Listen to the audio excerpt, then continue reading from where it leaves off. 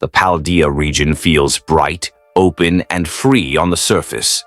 Vast landscapes stretch in every direction, Pokémon roam openly, and trainers are encouraged to explore without strict paths or linear goals. Paldea presents itself as a place of discovery and independence, where knowledge, strength, and curiosity define one's journey. But beneath this openness lies one of the most unsettling and emotionally complex stories in the Pokémon series. Paldea is a region shaped by obsession, loss, and a quiet fear of the unknown.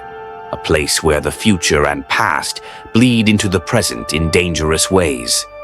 At the heart of Paldea's mystery is Area Zero, a massive crater left behind by a long-forgotten catastrophe. This forbidden zone is filled with strange energy, distorted ecosystems, and Pokémon that feel familiar yet deeply wrong. The crater is not simply a location, it is a wound in the land, a place where natural laws no longer fully apply. From the moment it is mentioned, Area Zero feels less like a discovery waiting to happen, and more like something that should never have been touched. This sense of unease is tied to Paldea's legendary Pokémon, Koraidon and Miraidon. One embodies the ancient past, raw and primal, while the other represents the distant future, sleek and artificial. Their existence suggests that time itself has fractured in Paldea, allowing beings from entirely different eras to coexist. These Pokémon are not just symbols. They are proof that the boundary between what was, what is, and what will be has become dangerously thin. The true darkness of Paldea emerges through the story of the Professor, a brilliant mind driven by curiosity and ambition. In their pursuit of understanding time and possibility, they created a system capable of pulling Pokémon from other eras into the present. But this obsession came at a terrible cost. The Professor ultimately loses their life, replaced by an artificial intelligence programmed to continue their work without emotional restraint. This revelation reframes Paldea's story entirely. The guiding figure of knowledge has been dead all along, and what remains is a hollow echo, incapable of grief but bound by purpose. This AI professor is one of the most haunting concepts in Pokémon lore. It understands that it is not real, that it exists only to fulfill the ambitions of someone long gone. Its calm demeanor masks a quiet desperation, as it realizes that its continued existence threatens the balance of the world. Paldea explores a deeply human fear through this character. The idea of being created without a future, aware of your purpose but unable to escape it. The paradox, Pokémon of Area Zero further deepen this existential tone. These creatures resemble known Pokémon, but are exaggerated, distorted, or mechanized, raising questions about identity and authenticity. Are they ancestors, descendants, or something else entirely? Their presence challenges the idea of evolution as a stable, linear process. Instead, Paldea suggests that life can diverge wildly, depending on circumstance, technology, and survival, resulting in forms that feel alien even when familiar. Even outside Area Zero, Paldea's themes persist. The region's focus on self-directed paths, Victory Road, Starfall Street, and the Path of Legends reflects different responses to struggle. Team Star, initially framed as antagonists, are revealed to be misunderstood outcasts, their rebellion born from bullying and isolation rather than malice. Their story reinforces Paldea's emphasis on empathy, showing that conflict often stems from pain rather than evil. Paldea's terastallization phenomenon also carries unsettling implications. Pokémon crystallize into exaggerated versions of themselves, gaining power through a transformation that feels artificial and fragile. While celebrated as innovation, terastallization is tied directly to the strange energy of Area Zero, hinting that this power may not be fully understood or safe. Like Dynamax in Galar, it raises the question of whether humans are once again pushing Pokémon beyond natural limits without considering long-term consequences. What makes Paldea especially powerful is its emotional weight. This is not a region ruled by gods or ancient wars, but by grief, curiosity, and the fear of being left behind by time. Its story confronts themes of loss, identity, and legacy, asking what remains when a person's ambition outlives them. The final descent into Area Zero feels less like a victory lap and more like a quiet reckoning, where exploration gives way to reflection. In the end, Paldea is a region about possibility and consequence. It asks whether knowledge should have limits, whether the past and future should remain untouched, and whether replacing what is lost truly heals anything. Beneath its open fields and endless horizons lies a gentle but haunting message. Progress without understanding can fracture reality itself, and sometimes the most dangerous discoveries are the ones made in the name of curiosity. The Hun region, introduced in Pokémon Ruby, Sapphire, and Emerald, is a land of extremes, from vast oceans to towering mountains, scorching deserts to lush forests. Unlike Kanto and Johto, Hoenn's environment is alive in a way that feels almost fragile and volatile. The Pokémon here aren't just creatures to be captured, they are manifestations of the land itself, often tied to natural disasters, ancient myths, and the balance of nature. From the moment players arrive, it's clear that Hoenn is a region where the Earth itself has a story to tell, and where some Pokémon carry the weight of forces far greater than any human or trainer. The legendary Pokémon of Hoenn immediately set the tone. Groudon, the land Pokémon, embodies the destructive and creative power of the Earth, expanding continents and shaping landscapes. Kyogre, the sea Pokémon, commands the oceans and rainfall, flooding lands when angered or threatened, and Rayquaza, the Sky Guardian, floats above it all, keeping these titanic forces in balance. Unlike the legendary beasts of Johto, these three are tied directly to elemental conflict. Hoenn itself is almost alive, with weather patterns and natural disasters reflecting the moods of these ancient beings. The region's lore implies that humanity's intrusion into the environment can have catastrophic consequences, a theme that makes Hoenn feel more mature and darker than its predecessors. Hoenn also introduced Pokémon that are deeply tied to environmental adaptation. Ludicolo, for example, thrives in wetlands, dancing in rhythm with rain and rivers.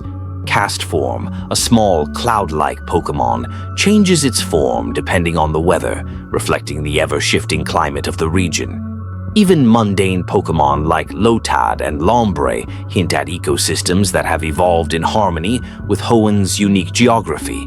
The concept of weather affecting battles isn't just gameplay, it mirrors the region's volatile natural systems, emphasizing that in Hoenn, survival depends on understanding and respecting the environment. Many Hoenn Pokémon carry eerie or mysterious lore. Mawile, with its massive jaw-like appendage, is said to trick and consume foes with its deceptive appearance. Shuppet and Banette are ghost-type Pokémon born from discarded or unwanted objects, suggesting that feelings and memories can take shape in Hoenn's world, much like the spirits in Johto's Lavender Town. And then there's Castform and its transformations, which some theorists believe represent the idea that nature itself is alive, able to adapt and change in response to human influence or environmental stress. Even Ludicolo's celebratory dance may be a reflection of natural energy cycles, a joyful embodiment of water and sun coming together. Hoenn also deepens the connection between humans and Pokémon through mythology and ancient ruins. The Seafloor Cavern and Sky Pillar contain echoes of a past where humans, Pokémon, and elemental forces intersected in ways that are not fully understood. Relic Song, ancient tablets, and fossil Pokémon hint at a civilization that revered the elemental balance, suggesting that Hoenn's history is layered with mystery, lost knowledge, and perhaps mistakes that humanity still grapples with. The region feels haunted, not by spirits alone, but by the consequences of imbalance and hubris. Even the starters, Treecko, Torchic, and Mudkip, reflect Hoenn's extremes. Treecko, the grass type, is agile and independent, mirroring the forests and jungles of the region. Torchic, fire type, embodies warmth and growth but can erupt in destructive flames if provoked. Mudkip, water type, is strong yet surprisingly resilient, representing the wetlands and rivers that dominate much of Hoenn. Each starter has traits that go beyond battle. They are reflections of the natural world and its balance, teaching players through gameplay about adaptability and harmony. Hoenn is also a region of duality and hidden connections. The concept of weather and terrain not only affects Pokémon in battles, but reflects the elemental struggle between Groudon, Kyogre, and Rayquaza. Many Pokémon have camouflage or mimicry abilities, like Masquerain or Nuzleaf, symbolizing survival in a complex, interconnected ecosystem. Even ordinary encounters like a sudden swarm of Lotid after rain hint at the hidden life patterns of this world. Finally, Hoenn's mythology introduces ideas that feel almost cosmic. Rayquaza, sleeping high in the stratosphere, intervenes in conflicts that could destroy continents, implying a guardian watching over planetary balance. Groudon and Kyogre are embodiments of earth and water itself, capable of reshaping landscapes or flooding civilizations. This makes the entire region feel alive, as if players are stepping into a story where humans are small, temporary actors in a drama that has been unfolding for millennia. In short, Hoenn is a region where nature is both beautiful and dangerous, where Pokémon are extensions of the land, sea, and sky, and where the lore is darker and more mature than previous generations. From titanic elemental legendaries to mysterious spirit-like Pokémon, from ancient ruins to shifting weather that shapes survival, Hoenn teaches players that the world of Pokémon is bigger than battles, gyms, and badges.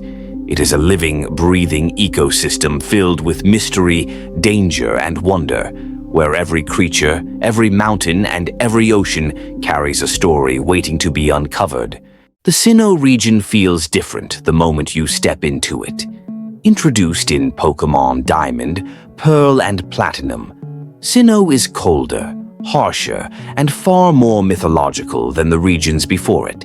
Snow-covered routes, towering mountains, and ancient ruins give the impression that this land has existed long before humans arrived.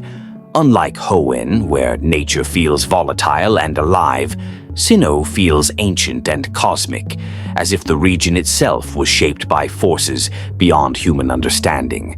Many of its Pokémon are not just creatures of nature, but embodiments of time, space, emotion, and existence itself. At the heart of Sinnoh's lore is Mount Coronet, a massive mountain that divides the region both physically and symbolically. According to legend, this is where the universe itself was shaped. Dialga, the Pokémon of time, and Palkia, the Pokémon of space, are said to have been born here, governing the very fabric of reality. Their presence suggests that time and space are not abstract concepts in the Pokémon world, but living forces that can be controlled, distorted, or even broken. Watching over them is Giratina, the ruler of antimatter and the distortion world, a twisted, gravity-defying realm that feels more like a nightmare than a location. Sinnoh is the first region to truly suggest that the Pokémon world exists on a cosmic scale. Even the mythology surrounding Arceus deepens this unsettling tone. Arceus is said to have emerged from an egg in nothingness and created the universe, shaping Dialga, Palkia, and Giratina as aspects of reality itself. This places Pokémon not just as animals or spirits, but as gods, architects of existence. Sinnoh's legends blur the line between science fiction and ancient myth, raising unsettling questions about free will, destiny, and whether humans exist at the mercy of these higher beings. Many Sinnoh Pokémon reflect emotional and psychological themes. Spirit Tomb, sealed away in the odd keystone, is formed from 108 bound spirits, suggesting punishment, imprisonment, and unresolved hatred. Drifloon, appearing innocently near Valley Windworks, is said to lure children away, drifting silently into the sky. Even Hypnosis and Dream Eater-focused Pokémon reinforce Sinnoh's fascination with the mind, consciousness, and the unseen. These aren't just battle mechanics. They hint at a world where emotions and thoughts can take physical form. Sinnoh also introduces the concept of evolution tied to environment and time. Pokémon like Weavile, Mamoswine, and Tangrowth evolve only under specific conditions, suggesting that growth is influenced by climate, ancient energy, and adaptation. The region's cold climate and rugged terrain emphasize survival and endurance. Snowpoint City, isolated and frozen, feels like a reminder that humans in Sinnoh live at the edge of something vast and unforgiving. The Lake Guardians, Oxy, Mesprit, and Azelf further reinforce Sinnoh's philosophical themes. Oxy represents knowledge, Mesprit represents emotion, and Azelf represents willpower. These three Pokémon imply that consciousness itself is divided into components, and that Pokémon are deeply intertwined with the human mind. Their presence suggests that intelligence, emotion, and determination are not just traits, but forces that shape reality. Even everyday Pokémon feel more grounded in harsh survival. Bibarel builds dams, Krogunk thrives in toxic swamps, and Bronzor and Bronzong are said to have been revered as ancient protectors. Fossil Pokémon like Cranidos and Shieldon reflect a brutal prehistoric past where survival meant strength or defense. Sinnoh's ecosystems feel less playful and more raw, shaped by time and extinction. What makes Sinnoh especially haunting is its constant reminder of scale. Humans feel small here. Ancient ruins, towering mountains, and godlike Pokémon suggest that the region existed long before trainers arrived and will continue long after they're gone. The distortion world, with its broken physics and endless voids, feels like a glimpse behind reality's curtain, showing what exists when balance collapses. In the end, Sinnoh is a region obsessed with origins, existence, and meaning. It asks questions no previous region dared to explore. What created the world? What controls time and space? What happens when reality breaks? From godlike legendaries to emotionally charged ghost Pokémon, Sinnoh transforms Pokémon lore into something deeper, darker, and more philosophical. It's not just a journey across a region. It's a quiet exploration of creation, destruction, and humanity's place in a universe ruled by forces far beyond its control. The Kalos region appears beautiful at first glance. Inspired by elegance, art, and culture, it presents itself as a land of fashion, refinement, and harmony. Wide boulevards, grand cities, and peaceful countryside create the impression of a gentle and civilized world. But beneath Kalos's polished surface lies one of the darkest and most unsettling histories in the Pokémon series. This is a region shaped by obsession, immortality, and the terrifying cost of eternal life. At the center of Kalos's lore is the ancient war that occurred 3,000 years ago. This conflict, hinted at through scattered dialogue and ruins, involved humans and Pokémon on a massive scale. Countless lives were lost, and the grief from this destruction gave rise to the ultimate weapon, an enormous machine capable of draining the life force of Pokémon to bring about unimaginable power. This weapon is tied directly to Azed, a towering immortal man who lost his beloved Floette during the war. His grief drove him to create the machine, not for conquest, but to resurrect the one thing he loved most.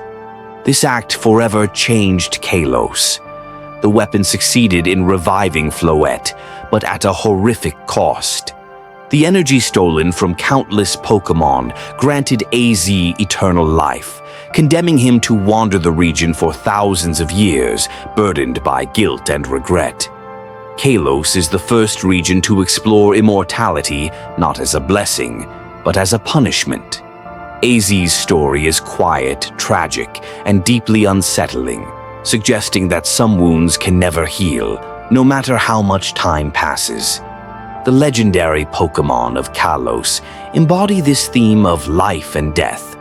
Xerneas represents life, growth, and renewal, radiating energy that restores the world around it. Yveltal, in contrast, represents destruction and death, absorbing the life force of everything nearby when it awakens. When Yveltal reaches the end of its life, it turns into a cocoon, draining all surrounding energy before rebirth. These two forces are not good and evil, but natural opposites, locked in an endless cycle. Kalos suggests that life cannot exist without death, and that balance is maintained through destruction as much as creation. Zygarde, the third legendary, watches over this balance from the shadows. Existing in fragmented forms scattered across the region, Zygarde monitors the ecosystem and intervenes only when the natural order is threatened. This makes Kalos feel watched, as if the land itself has a guardian silently observing humanity's choices. Zygarde's incomplete state also hints that the balance of Kalos is unstable, fractured by the scars of the ancient war and humanity's past mistakes. Many Kalos Pokémon reflect themes of beauty, hiding danger. Aegislash, a possessed sword and shield, is said to control kings, draining their life force in exchange for power. Its presence suggests that authority and ambition often come at a hidden cost. Gourgeist, a ghost-type Pokémon born from spirits, sings joyfully as it carries souls into the afterlife, blending cheerfulness with something deeply unsettling.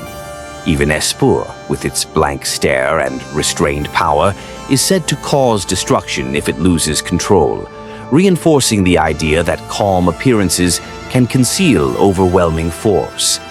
Kalos also explores identity and transformation.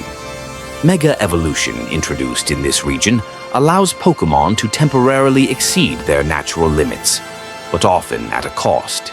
Some Mega Pokédex entries describe pain, loss of control, or violent impulses during Mega Evolution. This raises disturbing questions about whether forcing Pokémon beyond their limits is truly an act of partnership or exploitation. Kalos quietly asks whether humanity has learned anything from its past obsession with power. The region's ghosts and psychics further deepen its eerie atmosphere. Phantump is said to be formed from the spirit of a child lost in the forest, now guiding others through the woods. Pumpkaboo carries wandering souls, drifting through the night. These stories aren't presented loudly or dramatically. They exist quietly, woven into Pokédex entries, making Kalos's darkness feel subtle but constant. What makes Kalos especially haunting is its contrast. Grand palaces and peaceful towns stand atop a history of mass death.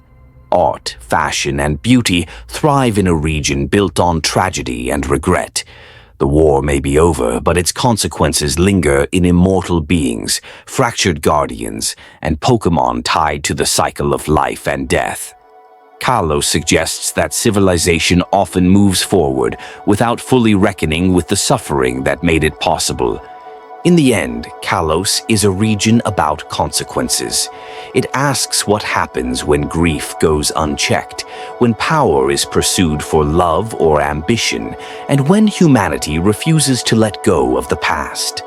Behind its elegance lies a quiet warning. Even the most beautiful world can be built on unimaginable loss.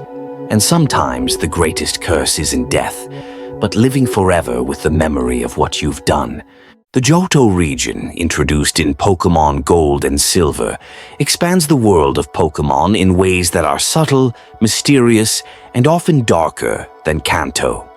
From the moment players step into cities like Violet City or explore the forests and mountains of Johto, it becomes clear that this region is steeped in ancient myths, spiritual energy, and forgotten histories.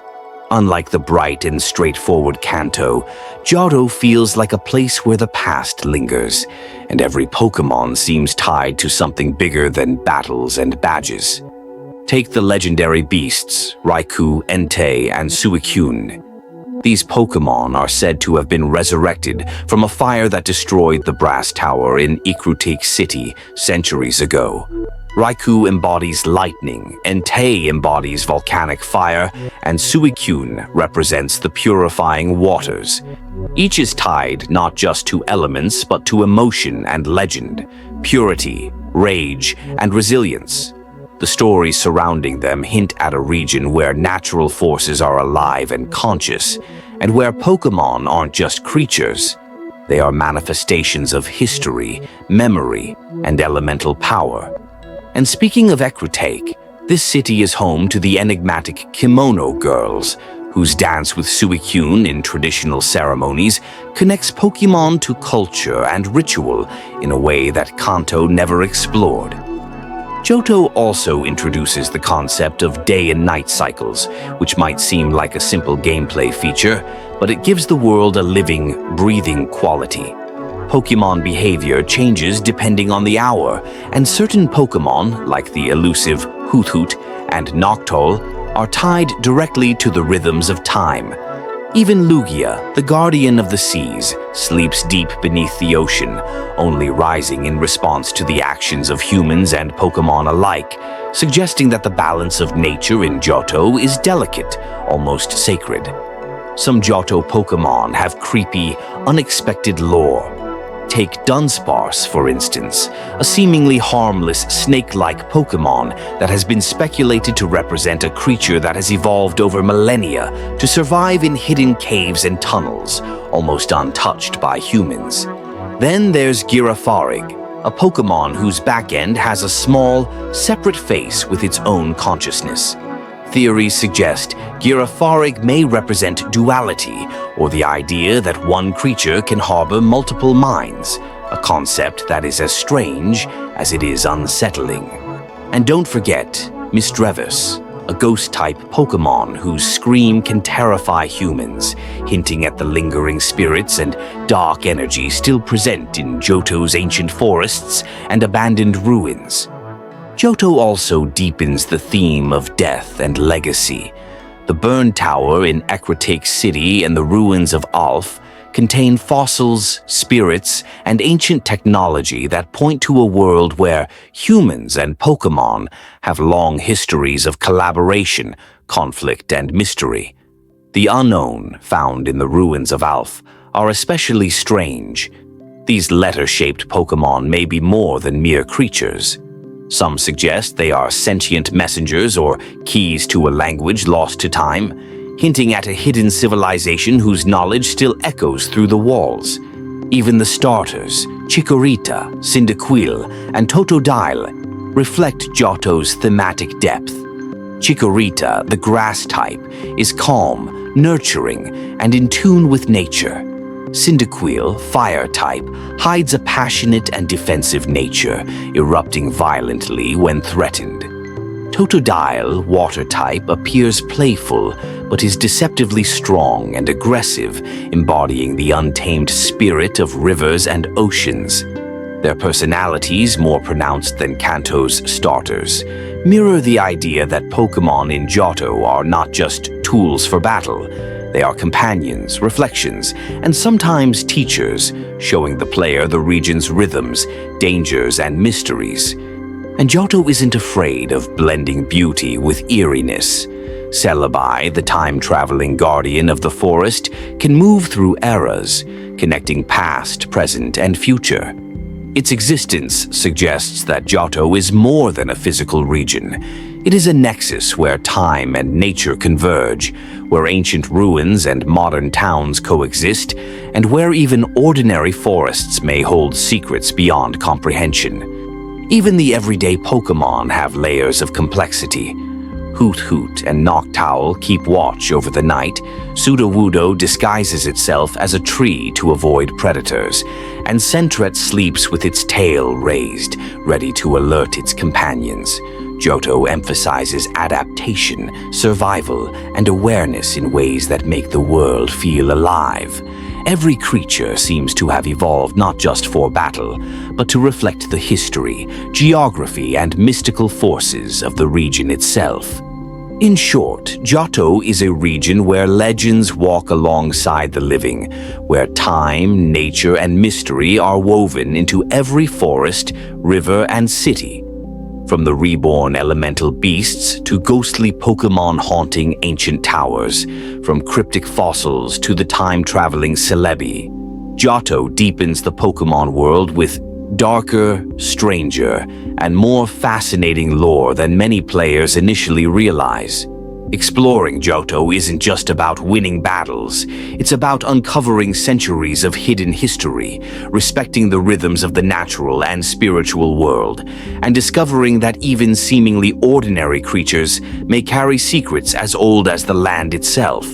The Alola region feels peaceful at first, bathed in sunlight, warm ocean breezes, and a strong sense of community. Inspired by island cultures, Alola presents itself as a place where humans and Pokémon live in harmony, guided by tradition rather than conquest.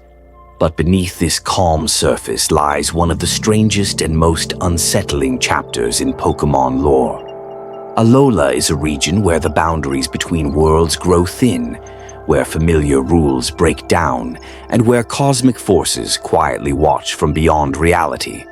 Unlike previous regions, Alola has no traditional gym system. Instead, it follows island trials overseen by kahunas and guardian deities. The Tapu Pokémon, Tapu Koko, Tapu Lele, Tapu Bulu, and Tapu Fini are worshipped as protectors, yet their behavior is unpredictable and often dangerous. They do not protect humans out of kindness, but out of instinct, tradition, and balance. This introduces a key theme of Alola. Nature is not gentle or cruel. It simply exists, and humans must adapt to it. At the center of Alola's deeper lore are the Ultra Beasts. These creatures are not Pokémon in the traditional sense, but invasive life forms from other dimensions. Nihilego, with its translucent parasitic body, can attach to humans, altering their thoughts and behavior. Buzzwole and Pheromosa are distorted reflections of familiar concepts, exaggerated to an unsettling degree. Their presence introduces cosmic horror into the Pokémon world, suggesting that reality is fragile and that other worlds operate under completely different biological rules. This interdimensional danger is tied closely to the Ether Foundation and Lucamine, one of the most disturbing antagonists in the series. Obsessive, emotionally unstable, and driven by a twisted desire for beauty and preservation, Lucamine becomes physically fused with Nihilego, losing her humanity entirely. Her descent shows how obsession and denial can erode identity, turning love into control and admiration into destruction. Alola doesn't frame its villain as purely evil. Instead, it presents a tragic figure consumed by her own unresolved grief. The legendary Pokémon of Alola further emphasize cosmic imbalance. Solgaleo and Lunala are guardians of the sun and moon, capable of opening ultra wormholes to other dimensions. Necrozma, however, is something far more unsettling. A creature of pure hunger, Necrozma feeds on light itself, leaving entire worlds in darkness. In its ultra form, it becomes a blinding, unstable being, symbolizing unchecked consumption and the collapse of balance. Alola suggests that even cosmic guardians can fail, and that light, when stolen or hoarded, becomes destructive. Even Alola's everyday Pokémon carry strange and sometimes dark implications. Mimikyu disguises itself as Pikachu, desperate for affection, yet its true form is said to cause illness or death if seen. Sandygast and Pelosand are formed from lost souls swallowed by beaches, turning relaxation into something quietly sinister. Type: Null, an artificially created Pokémon, is restrained by a helmet to prevent emotional collapse, representing humanity's attempt to forcibly control godlike power. Alola also explores themes of family, loss, and healing. Characters struggle with abandonment, grief, and expectation, and Pokémon often reflect these emotional states. The islands themselves feel alive, responding to imbalance and protecting themselves in ways that don't always align with human morality. This creates a sense that Alola is less controlled than previous regions, more raw and unpredictable. What makes Alola especially unique is its blending of warmth and horror. Bright beaches exist alongside interdimensional voids. Friendly communities coexist with parasitic beings from beyond reality. Alola teaches that harmony is not the absence of danger, but the ability to live alongside it. The region's lore suggests that understanding, acceptance, and restraint are the only ways to survive in a universe far stranger than it appears. In the end, Alola is a region where the Pokémon world stops feeling fully safe. It introduces the idea that not everything belongs, that some forces cannot be reasoned with, and that love, when twisted by obsession, can become monstrous. Beneath the sunlight and smiles lies a quiet warning. There are things beyond the stars, watching, waiting, and only thin barriers keep them from spilling into the world. There is a theory that suggests Pokémon do not evolve forward, they evolve away. Away from something they were never meant to become. According to this idea, Pokémon evolution is not progress, but degradation. Each evolutionary stage represents a loss of memory, awareness, or original purpose, slowly reshaping intelligent beings into simpler, more controllable forms. This theory begins with a strange inconsistency. Many unevolved Pokémon display high intelligence, emotional awareness, and even moral understanding. Pokémon like Abra can teleport to avoid danger. Ralts senses human emotions and seeks kindness. Riolu can read aura, detecting intentions and feelings. Yet, as many Pokémon evolve, their behavior becomes more aggressive, more instinct-driven, and less emotionally expressive. The theory asks a disturbing question. What if evolution is not growth, but erosion? Consider Alakazam. Its Pokédex entries claim it has an IQ of over 5,000, yet it barely communicates and spends most of its time isolated, lost in thought. Metagross, a supercomputer Pokémon, thinks constantly but expresses no emotion. Garchomp, Tyranitar, and Hydreigon become more violent and destructive with evolution. If evolution represents advancement, why does empathy so often disappear? This theory proposes that Pokémon originally existed as highly intelligent, self-aware beings, perhaps closer to humans or something beyond them. Over time, exposure to battles, environments, and evolutionary triggers caused their consciousness to fracture. Evolution didn't make them stronger. It made them simpler, more physical, less reflective, easier to direct. Evolution stones deepen this unease. Stone-evolved Pokémon often stop learning new moves naturally. Their growth halts abruptly. It's as if the stone forces a premature transformation, locking the Pokémon into a final state before it is ready. Trainers celebrate this as power gain, but under this theory, it represents cognitive sacrifice, immediate strength traded for long-term awareness. Mega Evolution and other temporary power-ups feel even more disturbing through this lens.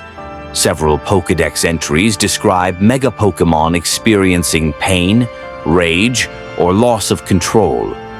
Their bodies twist beyond natural limits. If evolution is already a form of degradation, then Mega Evolution becomes forced regression, ripping away remaining restraint to access raw power. the Pokémon becomes stronger but less itself. This theory also explains why legendary Pokémon rarely evolve. They are often portrayed as ancient, solitary, and emotionally distant, not because they are gods, but because they resisted the evolutionary process. They remained static, unchanged, preserving their original form and purpose. Their isolation may not be arrogance, but necessity. To interact too closely with the modern world would risk the same degradation other Pokémon suffered. Humans play an unsettling role here. Trainers encourage evolution constantly. It's celebrated, expected, rewarded. Pokémon that refuse to evolve are treated as incomplete. Under this theory, humanity unknowingly perpetuates the cycle, mistaking loss for growth. The bond between trainer and Pokémon becomes complicated, built on care, but also on pressure to change. The Pokédex quietly supports this idea in subtle ways. Many evolved Pokémon forget moves they once knew.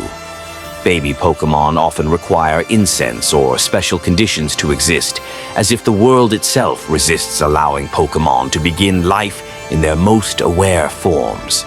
It's easier for Pokémon to become less than they were than to start as more. The creepiest implication comes when considering human-Pokémon communication. Pokémon understand human language remarkably well, yet humans cannot understand Pokémon speech. Perhaps Pokémon once spoke freely, and evolution took that from them. What remains are instincts, cries, and gestures, echoes of something more complex that no longer exists. If this theory is true, then the Pokémon world is not about growth, but forgetting. Each generation of Pokémon becomes more specialized, more powerful, but less aware of what they used to be. Trainers are not villains. They are participants in a system so normalized that no one questions it. And maybe that's why Pokémon continue to trust humans. Not because humans are kind, but because Pokémon no longer remember a time when they didn't. The Galar region presents itself as proud, structured, and powerful. Stadiums tower over cities, battles are treated like national events, and Pokémon training feels more like a professional sport than a personal journey.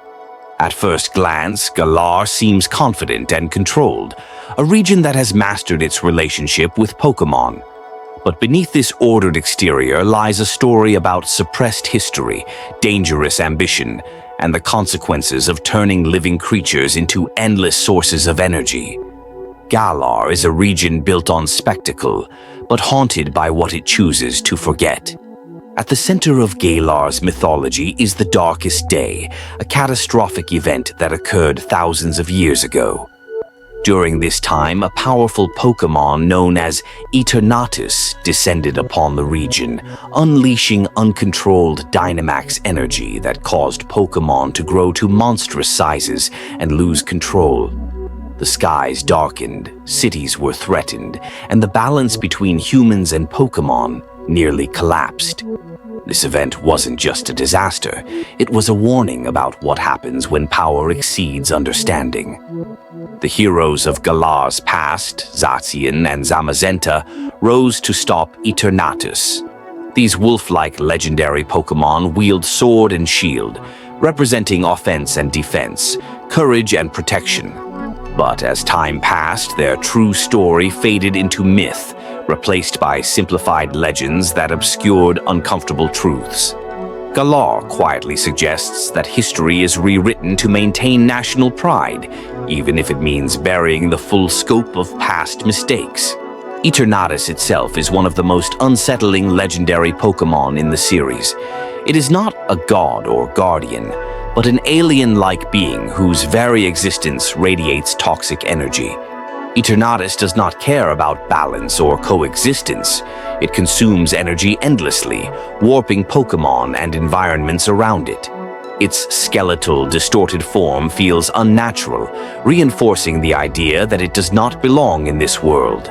Galar introduces the idea that some threats are not moral or emotional. They are purely destructive forces that exist beyond negotiation. This theme of exploitation continues through Galar's modern society. Dynamax and Gigantamax battles are celebrated as entertainment and progress, yet they rely on energy linked directly to Eternatus. Chairman Rose, the region's primary antagonist, is not driven by greed or cruelty, but by fear of future scarcity. His willingness to awaken Eternatus early, despite the danger, highlights a recurring theme in Galar: the belief that immediate action and control justify catastrophic risk. Galar asks whether sacrificing stability for security is ever truly justified. Many Galar Pokémon reflect themes of industry, labor, and control. Pokémon like Galarian Weezing purify polluted air, adapting to industrial environments, while Coalossal burns endlessly to power cities. These designs suggest a region that has integrated Pokémon deeply into its infrastructure, blurring the line between partnership and exploitation. Even Copperaja, brought from distant lands for labor, hints at colonialism and resource extraction beneath Galar's proud identity. Galar's ghost and psychic Pokémon deepen its unsettling atmosphere. Sinistea and Poltergeist are born from possessed teacups, quietly haunting homes and cafes. Corsola's Galarian form is a ghost, its body bleached white from environmental collapse, serving as a subtle but haunting reminder of ecological destruction. These Pokémon don't scream horror, they whisper it, blending into everyday life while carrying the scars of neglect. The region's wild area reinforces Galar's tension between control and chaos. Here, Pokémon roam freely, grow to impossible sizes, and defy the structured league system. It feels like a reminder that no matter how advanced society becomes, nature cannot be fully contained. Dynamax storms roll in without warning, and powerful Pokémon dominate the landscape, hinting that the balance Galar relies on is fragile at best. What makes Galar especially chilling is its realism. There are no ancient gods shaping reality here, no cosmic realms beyond comprehension. Instead, the danger comes from human systems: energy dependence, historical revision, industrial expansion, and fear of the future. Eternatus is not summoned by ritual or prophecy, but by corporate decision-making and urgency. In the end, Galar is a region about power and responsibility. It explores what happens when Pokémon become resources, battles become entertainment, and history becomes branding. Behind the roaring crowds and glowing stadiums lies a quiet question: how much risk is acceptable in the name of progress? Galar's story suggests that when power is normalized and danger is buried beneath tradition, catastrophe is never far away, only waiting for the moment someone decides the future matters more than the present. The first generation of Pokémon, the Kanto region, is more than just a nostalgic trip for fans. It's a world packed with strange secrets, dark backstories, and bizarre inspirations that make these creatures far more than simple battle companions. Take Bulbasaur, for example, the very first Pokémon in the National Dex. Its plant bulb isn't just a cute accessory, it actually grows as it absorbs sunlight, symbolizing the symbiotic relationship between Pokémon and nature. This idea of growth and adaptation runs deeper than most players realize, hinting that even the smallest creatures in Kanto are connected to the rhythms of the world around them. Meanwhile, Charmander, Squirtle, and Bulbasaur, the original starters, represent a triangle of elements, but they also reflect deeper archetypes: fire for ambition and risk, water for flexibility and emotion, and grass for patience and resilience. This simple triangle of types is also a subtle metaphor for the balance of nature itself. Some Pokémon hide truly tragic lore. Cubone, for example, wears the skull of its deceased mother and cries inconsolably at night. Its wails are not just a game mechanic, they tell a story of grief, loss, and survival. Marowak, the adult form, embodies this sorrow as a spirit of resilience. Then there's Jinx, a humanoid psychic Pokémon with origins shrouded in mystery. While its original design sparked controversy, some theorists suggest Jinx's dancing, psychic nature may be inspired by shamanistic rituals, giving it an almost mystical aura. Even Pokémon like Exeggcute, which look like a cluster of harmless eggs, hint at something deeper. Some speculate it represents collective consciousness, a single organism with many minds working in unison, a concept both fascinating and a little unsettling. Kanto itself hides secrets beyond the Pokémon. Lavender Town, for instance, is famous for its eerie music and ghost-type Pokémon. Pokémon Tower, a graveyard for departed creatures, introduces the concept of the afterlife in this world. Players encounter restless spirits like Ghastly, Haunter, and the ghost of a Marowak, giving the game an unexpectedly somber and haunting atmosphere. Even ordinary places, like the caves where Zubat and Geodude dwell, subtly hint at ecosystems and life thriving in harsh environments. Geodude, seemingly a simple rock monster, may be inspired by the idea that life can exist even in the most barren, inorganic places. Some Pokémon hint at real-world science and experimentation. Magnemite and Magneton, for example, aren't just electric-type Pokémon. They echo early understandings of electromagnetism. Ditto, one of the strangest Pokémon, raises even more questions. Its ability to transform into any other Pokémon may not just be a battle trick. Some theories suggest Ditto is a failed clone of Mew, which could explain its amorphous form and occasionally imperfect transformations. This theory links Ditto to the creation of Mewtwo, one of the most iconic and ethically complex Pokémon in the series. Mew itself is wrapped in mystery, rare, elusive, and said to contain the genetic code of every Pokémon species. It represents not just power, but the very origin of Pokémon life, hinting at a deeper, almost mythical creation story. Even the seemingly weak or ordinary Pokémon have their oddities. Pidgey and Rattata, often overlooked, embody survivalist instincts drawn from real-world animals, thriving in environments where others might fail. Snorlax, the giant, lazy Pokémon, is said to absorb energy for centuries, a subtle hint at longevity and the passage of time. And then there's Missing No, the infamous glitch Pokémon. Encountering it isn't just a fun secret, it reveals the underlying architecture of the game, breaking reality in ways players weren't meant to see and hinting at hidden layers of the Pokémon world that exist beyond what the creators intended. The first generation of Pokémon is full of these strange intersections between mythology, science, tragedy, and the unexplained. Some creatures seem inspired by natural life, some by folklore, and some, like Ditto and Missing No, by mysteries that exist only in the code itself.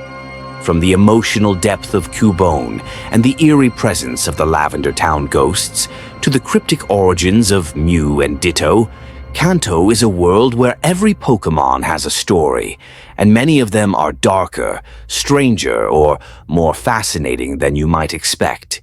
Exploring this world isn't just about catching creatures or winning battles.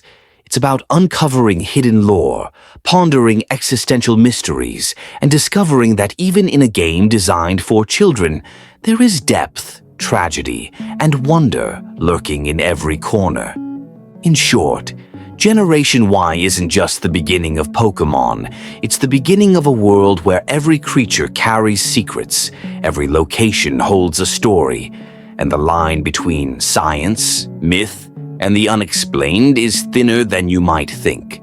From Mew's ultimate mystery to the small, unnoticed oddities of everyday Pokémon, Kanto is a place that rewards curiosity, imagination, and even a little fear.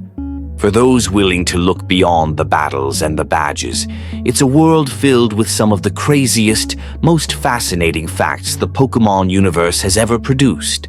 There is a theory that suggests Pokémon battles are not training at all. They are a form of psychological conditioning, not just for Pokémon, but for humans. The cheerful framing of battles, gyms, and leagues hides a deeper function, teaching both species to normalize conflict, obedience, and power imbalance from an early age. This theory begins with a simple question: why are children sent out alone at such a young age? In the Pokémon world, 10-year-olds leave home, face danger, and are praised for defeating others in combat. Adults encourage this without hesitation.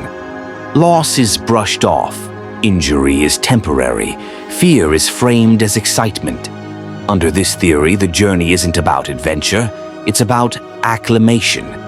Pokémon battles are ritualized violence with strict rules. Pokémon take damage but rarely die. Winners are rewarded, losers are expected to accept defeat quietly. Status conditions wear off. Everything resets.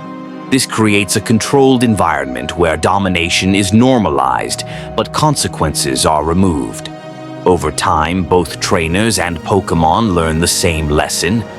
Power struggles are natural, authority is earned through strength, and resistance is temporary. Pokémon obedience becomes especially unsettling through this lens. Pokémon almost always follow commands instantly, even when ordered into danger. Disobedience is treated as a flaw to be corrected through training or bonding. Badges don't just unlock progression, they enforce compliance. Pokémon refuse to obey trainers without sufficient badges, not because they are incapable, but because the system demands proof of authority before submission is allowed. The theory suggests this structure was designed deliberately. Long ago, humans may have lost control over Pokémon or feared them. Rather than eliminate Pokémon, society reshaped interaction into sport. Gyms became controlled testing grounds. Leagues became institutions of legitimacy. The strongest trainers rose to the top not just as champions, but as symbols of acceptable dominance. Even Pokémon centers play a role. Injuries vanish instantly. Trauma leaves no visible scars. This removes fear from combat, encouraging repetition. When pain has no lasting cost, conflict becomes addictive. Trainers chase battles not for survival, but validation. Pokémon learn that suffering is meaningless if it pleases their trainer. This conditioning may explain why Pokémon rarely attack humans unprovoked. Not because they are harmless, but because restraint has been trained into them across generations. Wild Pokémon are labeled aggressive, unpredictable, and dangerous, reinforcing the idea that only trained, controlled Pokémon are acceptable. Freedom becomes associated with chaos. Capture becomes associated with safety. Legendary Pokémon disrupt this system, which is why they are feared. They resist control. They do not obey easily. They challenge authority structures and destabilize regions simply by existing. When a legendary awakens, society reacts not with curiosity, but with urgency. It's a reminder of power that cannot be easily conditioned. This theory also reframes the bond between trainer and Pokémon. Affection exists, but so does dependency. Pokémon grow stronger through praise, care, and validation. Their sense of self becomes tied to performance. When they evolve, it's celebrated as success. When they fail, it's framed as something to fix. Over time, identity and utility blur together. The creepiest implication is that no one questions this system because it works. Society is peaceful, conflict is managed, power is regulated. Pokémon appear happy. Trainers feel fulfilled. But that doesn't mean it's ethical. It means it's effective. If this theory is true, then the Pokémon journey is not about becoming a hero. It's about becoming comfortable with authority, hierarchy, and controlled violence, all wrapped in bright colors and friendly creatures. And perhaps the most unsettling part is that the system doesn't need to force anyone to participate. Everyone enters willingly. Across the Pokémon world, there are countless mysteries that never receive official answers. Some are hidden in Pokédex entries, others buried in environmental details, and some emerge only when patterns across generations begin to align. These theories aren't about specific regions, but about the nature of Pokémon themselves. What they are, where they come from, and what they might truly represent beneath the surface. One long-standing theory suggests that Pokémon are not simply animals, but physical manifestations of concepts. Ghost Pokémon embody grief, regret, or unfinished business, while psychic types often represent consciousness, perception, or foresight. This could explain why emotions directly affect evolution, power, and behavior. Pokémon like Eevee evolving based on friendship or environment may not be adapting biologically but conceptually, responding to emotional and experiential stimuli rather than genetics alone. Another theory proposes that Pokéballs do not forcibly imprison Pokémon, but instead synchronize with them. Rather than shrinking a Pokémon against its will, Pokéballs may convert Pokémon into energy states they willingly enter. This would explain why Pokémon can refuse capture, escape at will, or even leave their Pokéballs when unhappy. It also reframes the trainer-Pokémon relationship as consent-based rather than coercive, aligning with how Pokémon show loyalty, affection, and agency throughout the series. A darker theory suggests that legendary Pokémon are not singular beings, but the last surviving members of extinct species. Creatures like Lugia, Ho-Oh, or Rayquaza may appear unique not because they are gods, but because their kind has vanished. This would explain why legends portray them as timeless and solitary, and why their presence is often tied to catastrophic events. They are not rulers of nature, but remnants of an older world that humans never truly knew. There is also growing speculation that Ultra Beasts and Paradox Pokémon represent evolutionary dead ends. Rather than being ancestors or descendants, they could be life forms shaped by unstable environments where survival favored extremes. This might explain their exaggerated traits, alien biology, and inability to fully integrate into the Pokémon world. They are not invaders by choice. They are survivors of broken timelines or collapsing ecosystems. One particularly unsettling theory suggests that evolution stones artificially accelerate evolution in ways that may shorten Pokémon lifespans. While evolution through bonding or experience reflects natural growth, stone-based evolution often halts further development. Pokémon like Raichu, Ninetales, and Arcanine rarely evolve again, possibly implying that this forced advancement trades future potential for immediate power. This raises uncomfortable questions about how often trainers choose strength over longevity. Some theorists believe that humans in the Pokémon world are themselves a form of Pokémon. Ancient myths suggest humans and Pokémon once lived as equals, even intermarrying. Psychic abilities, aura sensitivity, and unexplained survivability hint that humans may share deeper biological or spiritual roots with Pokémon. Rather than masters of Pokémon, humans may be a related offshoot that chose technology and control over adaptation and evolution. There's also the idea that the Pokémon world exists in a loop, constantly resetting after catastrophic events. Legendary awakenings, dimensional collapses, and timeline fractures suggest that reality has broken before. Characters like Looker, Zinnia, and the AI Professor hint at awareness beyond a single timeline. This theory proposes that each generation represents a stabilized reset, preserving memory only in myths, legends, and déjà vu-like familiarity. Finally, some believe that Arceus did not create the universe, but merely shaped an already existing chaos. The egg in nothingness may represent the first act of order, not creation. This reframes Arceus not as a god, but as a caretaker, a being tasked with preventing reality from unraveling entirely. If true, then every legendary Pokémon is not divine, but necessary, each maintaining a fragile system constantly on the edge of collapse. Taken together, these theories paint a Pokémon world far deeper and stranger than it appears. A place where emotions shape biology, legends hide extinction, and reality itself may be more fragile than anyone realizes. Pokémon may not just be companions or creatures, but living ideas, echoes of past worlds, and guardians of a balance that could fail at any moment. And perhaps the greatest mystery of all is not what Pokémon are, but why they continue to trust humanity at all. The Unova region marks a turning point in Pokémon lore. Introduced in Pokémon Black and White, Unova feels more modern on the surface, with sprawling cities, bridges, and technology. But beneath that progress lies one of the most philosophical and morally complex stories in the entire series.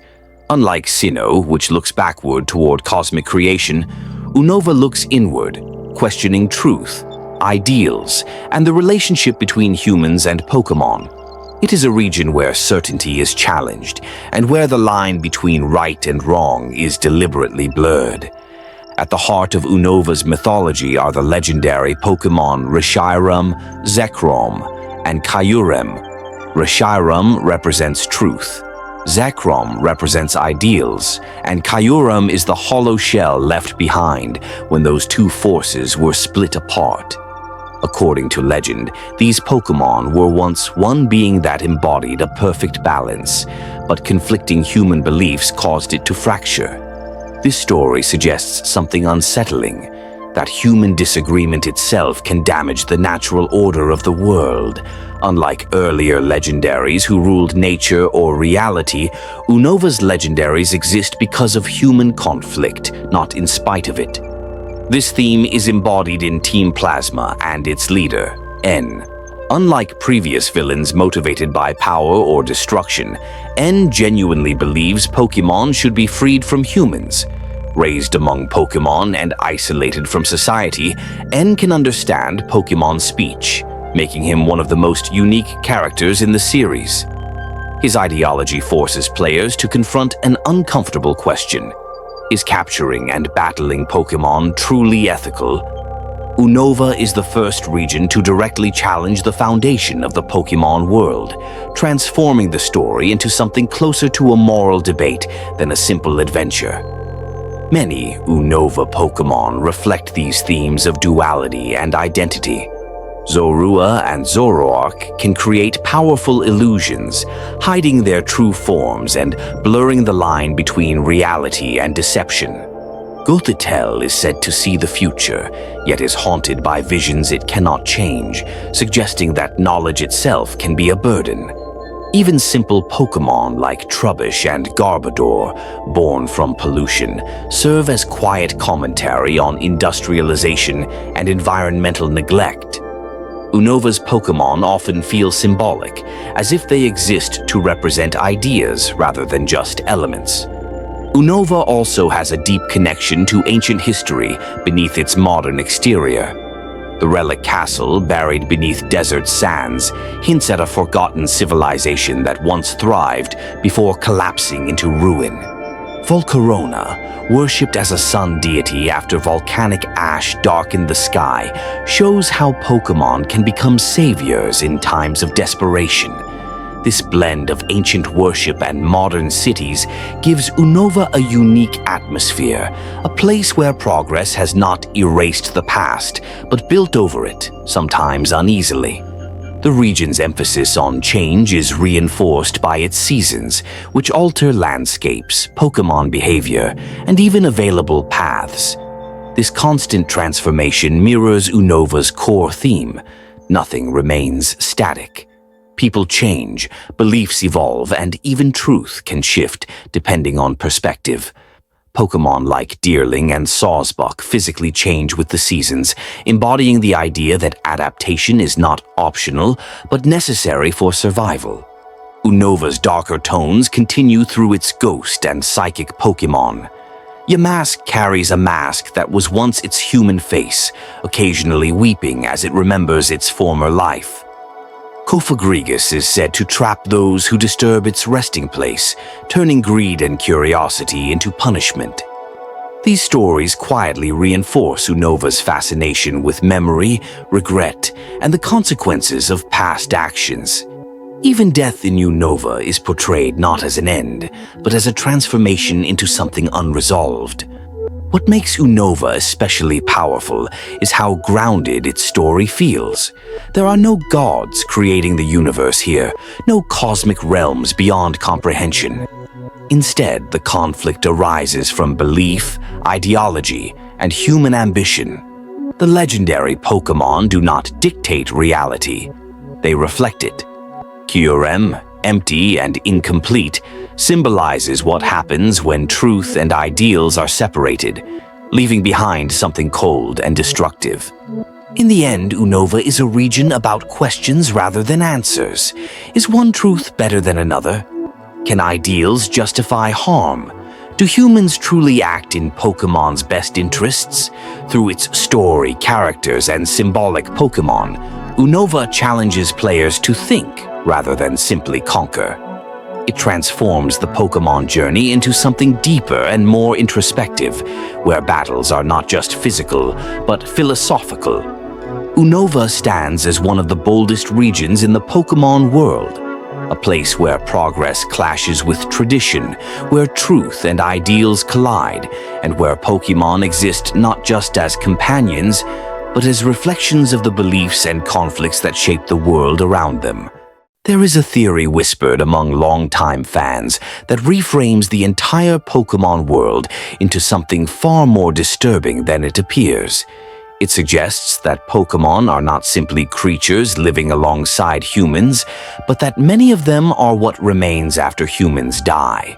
Not as ghosts in every case, but as something transformed, recycled, or repurposed by the world itself. According to this theory, death in the Pokémon universe is not an end, but a conversion. This idea begins quietly, with Pokédex entries that are far too specific to be harmless. Ghost-type Pokémon repeatedly reference human spirits. Yamask carries a mask that was once its human face and sometimes weeps when it remembers its past life. Phantom is said to be born from children who died lost in forests. Drifloon lures children away, and Banette is created from discarded objects, fueled by resentment. These are not vague myths, they are direct statements. The theory asks, if these are the exceptions we are told about, how many others exist that we are not? From here, the theory widens. Pokémon evolution begins to look less like biology and more like transition. Many Pokémon change form through trauma, exposure, or emotional intensity rather than age. Evolution triggered by friendship, grief, nighttime, or specific locations feels symbolic rather than natural. What if evolution is not growth, but adaptation after death? The soul reshaping itself to survive in a world it no longer belongs to. This could explain why Pokémon seem endlessly resilient compared to humans. They faint instead of dying. They recover instantly at Pokémon centers. They can survive conditions that would kill a human outright. If Pokémon are no longer bound by human limitations, then battle becomes less violent and more ritualistic, a leftover instinct in a world where death already happened once. The theory grows darker when considering how Pokémon and humans interact. Pokémon obey humans instinctively. They seek approval, form bonds quickly, and remain loyal even when harmed. This loyalty could be explained as companionship, or as something more tragic, a subconscious memory of being human once, a lingering desire to belong to human society again, even in a diminished form. Pokeballs themselves become unsettling under this lens. They don't force Pokemon inside. Pokemon willingly enter them, almost eagerly, as if returning to a contained, safe space feels familiar. like a coffin, or a womb, or a memory of rest. This could explain why Pokémon resist capture only when they distrust the trainer. Not because they fear containment, but because they fear who they will be bound to. Legendary Pokémon complicate the theory further. What if they are not gods, but accumulations of countless souls? Spiritomb is literally made of 108 spirits bound together. Giratina rules a world of distortion and exile. Yveltal absorbs life energy indiscriminately. These beings don't feel like creators. They feel like consequences, manifestations of mass death, catastrophe, or imbalance that grew too large to remain unseen. The Pokémon Tower in Lavender Town becomes central to this idea. It is not simply a graveyard, it is a transition site. Spirits appear restless there. A Marowak refuses to pass on until acknowledged. Silence and respect calm the dead. The tower doesn't mourn Pokémon, it processes them. Suggesting death is common enough to require infrastructure. Even Arceus, often described as the creator, may fit this theory in a chilling way. Rather than creating life, Arceus may govern rebirth, ensuring souls are recycled into Pokémon forms to prevent true extinction. This would make the Pokémon world not a paradise, but a closed system, a reality where nothing ever truly escapes. Life loops endlessly, reshaped again and again. If this theory is true, then trainers are not adventurers, they are caretakers of the dead, traveling alongside transformed souls who no longer remember their past lives, but still feel echoes of them. Friendship becomes sacred, abuse becomes unforgivable, and the bond between trainer and Pokémon becomes something far heavier than a game mechanic. It becomes trust between the living and the already lost. Perhaps that is why Pokémon never speak. Not because they can't, but because they've already said everything they needed to say once before. And now all that remains is loyalty, instinct, and the quiet hope that this new form of existence is gentler than the last one they left behind. There is a theory that suggests the Pokémon world is not natural at all, that it is an artificial reality built to contain something far more dangerous. According to this idea, the cheerful landscapes, friendly creatures, and structured rules of battles exist not for adventure, but for control. The Pokémon world is not a wild ecosystem. It is a stabilized enclosure. This theory begins with one unsettling observation. The Pokémon world operates on rules that feel intentionally constrained. Battles rarely result in death. Pokémon faint instead of dying. Damage is reversible. Cities exist without visible governments or militaries. Technology is highly advanced, yet selectively limited. It's as if the world has been engineered to prevent escalation, not to stop conflict, but to keep it manageable. Legendary Pokémon play a central role in this theory. They are often described as guardians, keepers, or regulators. Zygarde monitors ecosystems. Rayquaza prevents planetary collapse. Dialga and Palkia maintain time and space. These are not rulers, they are maintenance systems. Their awakenings are treated as emergencies, like containment failures. When legendaries appear, it's never normal. It's a breach. This theory proposes that long ago reality broke. Whether through ancient war, cosmic disaster, or uncontrolled evolution, something in the universe became unstable. Rather than erase existence entirely, a controlled reality was created, one with limits, rules, and predictable outcomes. Pokémon are the stabilized life forms of this system, designed to channel violence into ritualized battles instead of uncontrolled destruction. Under this lens, Pokémon battles resemble simulations more than combat. Moves follow strict rules. Type matchups are mathematically consistent. Even status effects are regulated. Pokémon do not attack humans directly unless provoked, and even then rarely cause permanent harm. This suggests behavioral constraints baked into biology, not evolution. but programming. Ultra Beasts threaten this system because they are not adapted to it. They do not follow normal rules. Their biology is exaggerated, unstable, and often parasitic. Necrozma consumes light itself. Eternatus radiates uncontrollable energy. These beings feel like remnants of the pre-contained universe, things that never fully adapted to the new reality. That is why they feel wrong. Humans in this theory are not creators, but caretakers. Their role is to guide Pokémon, maintain balance, and reinforce the system through tradition and structure. Gyms, leagues, trials, and rankings are not sports.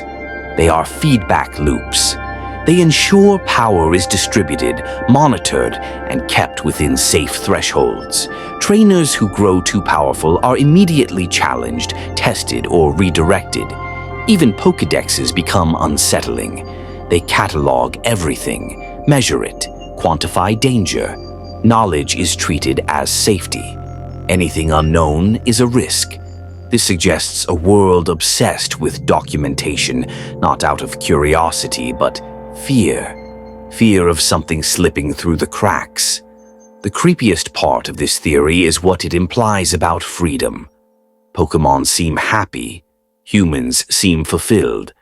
But happiness may be a side effect of stability, not proof of choice. If the world is a containment system, then everyone inside it, Pokémon and human alike, may be living in a carefully curated illusion designed to feel complete. And if that's true, then the most dangerous question isn't what's inside the Pokémon world, but what exists outside it. Because the barriers between dimensions keep weakening. Ultra wormholes open. Paradox Pokémon appear. Legends awaken more frequently. Containment is failing. Perhaps the Pokémon world was never meant to last forever. It was meant to hold reality together, just long enough for something else to be figured out. And until then, everyone inside continues their journeys, battles, friendships, and dreams, unaware that the peace they cherish may be nothing more than the calm inside a cage. There is a theory that suggests Pokémon are not born naturally anymore. They are manufactured by the world itself to replace something that keeps disappearing. According to this idea, Pokémon reproduction is not the origin of Pokémon life, but a maintenance process. The world is losing something essential, and Pokémon exist to fill the gap before anyone notices it's gone. This theory starts with an uncomfortable observation. Humans in the Pokémon world are strangely static. There are very few elderly people. Parents are often absent.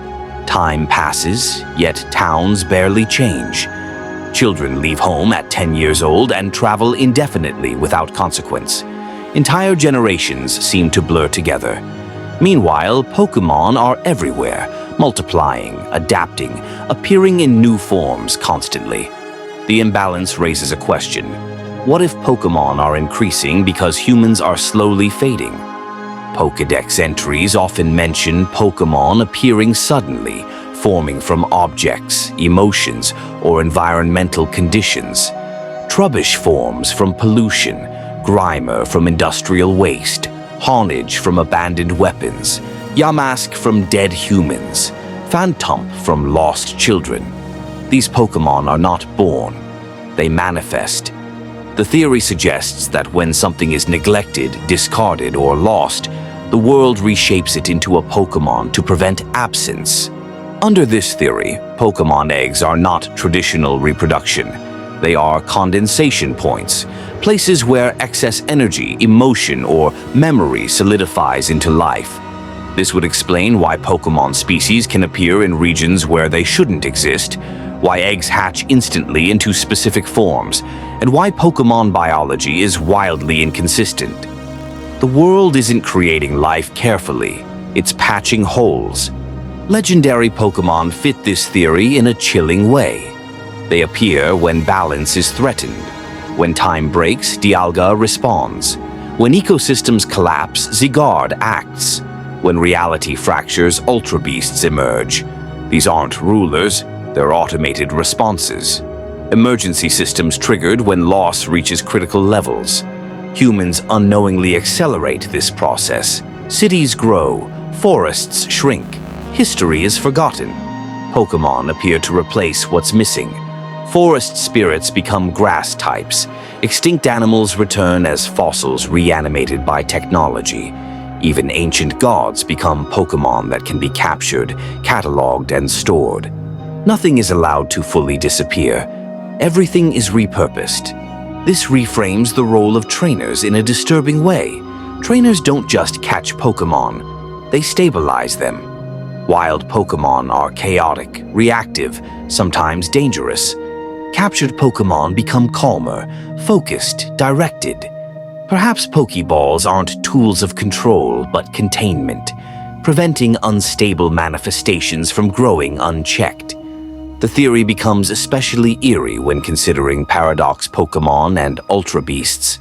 These creatures feel exaggerated, unfinished, or unstable. They may represent rushed replacements, attempts by the world to fill gaps too quickly. When loss accelerates, quality declines. The system starts producing monsters instead of companions. Even the concept of friendship-based evolution becomes unsettling. Pokémon grow stronger when bonded to humans, as if human attention is required to keep them coherent. Without connection, they stagnate, regress, or become hostile. This suggests Pokémon rely on humans not emotionally, but structurally, like reflections that need an observer to remain solid. The most disturbing implication is what this means for the future. If Pokémon are replacing what disappears, then what happens when humans themselves become scarce? Will the world create something else to replace them? Something similar, but not quite right? Perhaps that's why the Pokémon world feels so gentle. Why danger is softened. Why death rarely sticks. The system is trying to preserve stability at all costs. A world afraid of emptiness will do anything to avoid it, even if that means filling itself with artificial life, looping stories, and endless substitutes. If this theory is true, then Pokémon are not companions by coincidence. They are placeholders, living reminders of things the world has already lost, and quiet warnings of what might disappear next.